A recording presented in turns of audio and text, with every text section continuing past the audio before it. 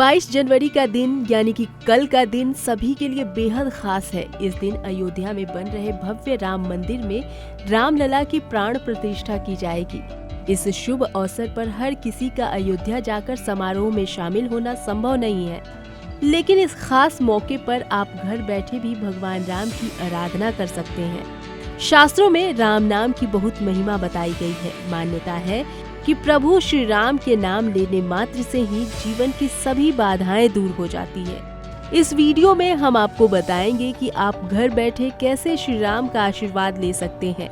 साथ ही साथ माँ सीता और भगवान हनुमान की भी कृपा आप पर कैसे बरसेगी।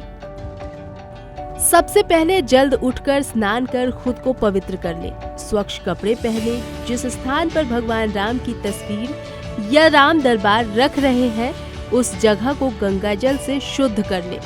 अब उस स्थान पर एक लकड़ी का पट्टा रखें और उस पर पीला वस्त्र बिछाकर भगवान राम की मूर्ति स्थापित करें। राम दरबार या भगवान राम की तस्वीर के साथ ही कलश भी स्थापित करें। उनके समक्ष घी का एक दीपक जलाएं। इसके बाद पीले फूल, पीली मिठाई और सुगंध अर्पित करें। जो भी खाद्य पदार्थ अर्पित करें उसमें तुलसी दल अवश्य डालें। सीता जी को धरती माँ की पुत्री कहा जाता है, इसलिए कलश पूजन के बाद हमेशा धरती माँ की पूजा करनी चाहिए। पूजा की शुरुआत भगवान राम के कमल चरणों से करें।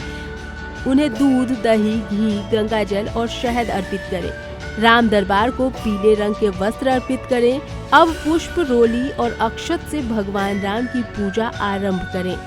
साथ में धूप बत्ती भी जलाएं। घी के दीपक और कपूर से भगवान राम की आरती उतारें।